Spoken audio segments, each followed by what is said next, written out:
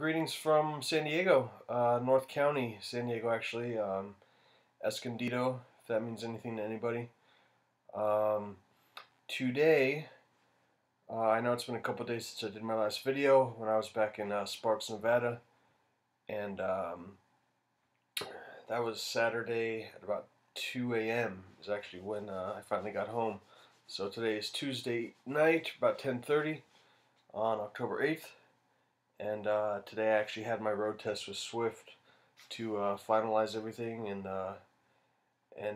get me good for getting on my own truck and uh, getting it back out there on the road as a real driver. No more trainee crapola.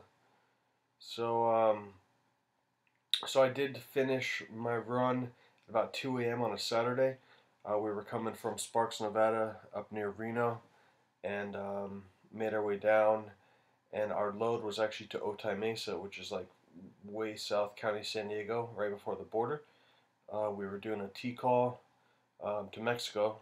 If anyone doesn't know, T-call is you pretty much take it to point B, someone else takes it to point C. A side note, anytime you do a T-call, you have to get a scale certificate so the next people know that the weight distribution is all good.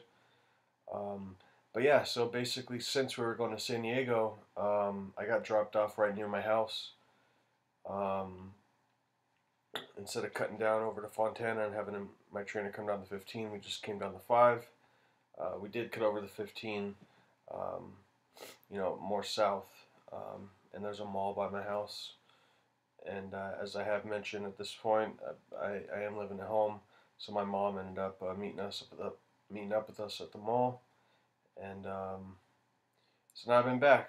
So I've mentioned before, big factor of getting into a truck was the fact that I had been living at home for 15 months, kind of down and out after finishing my degree up at Chico State, getting a music degree, going to Seattle, pursuing music. I'm actually a drummer, or formerly, whichever, whatever.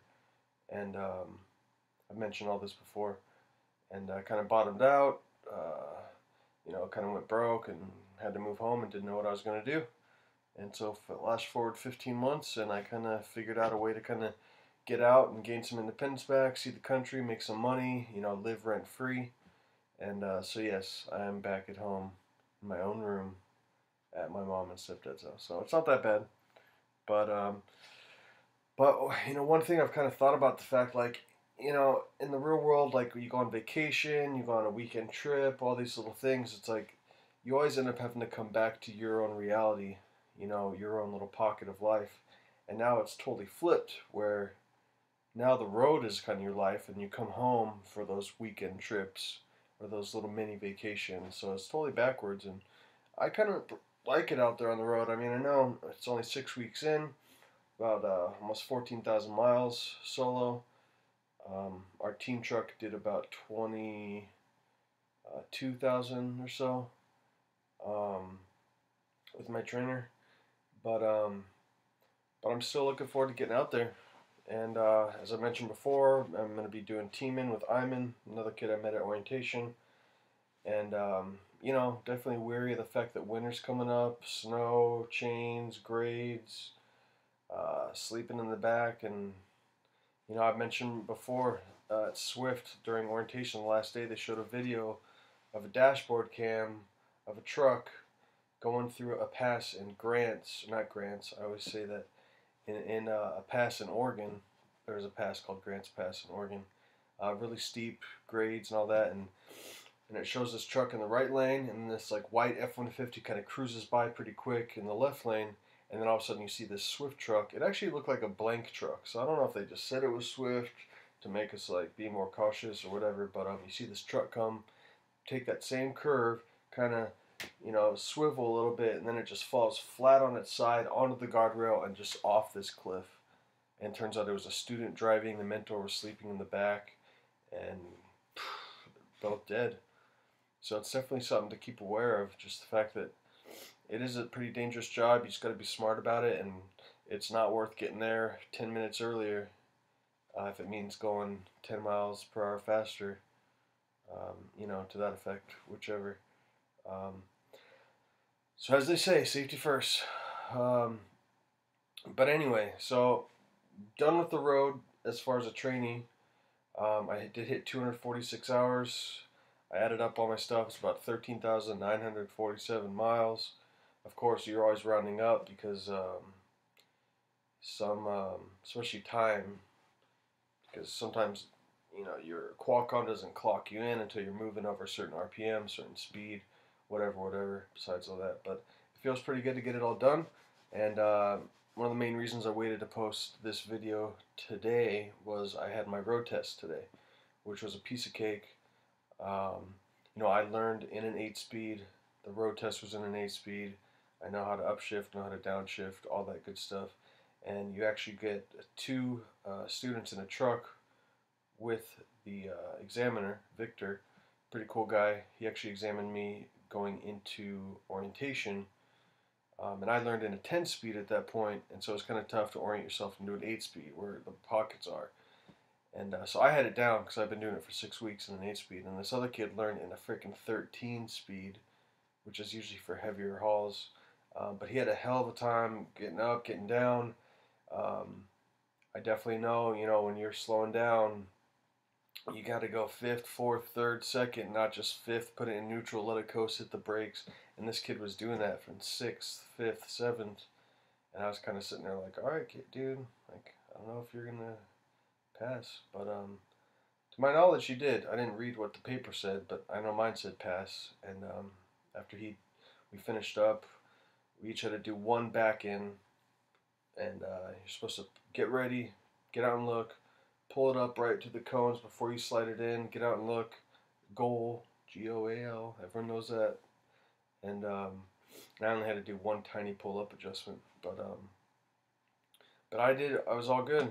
And the other student was even saying, it's like, yeah, man, you got that downshifting down.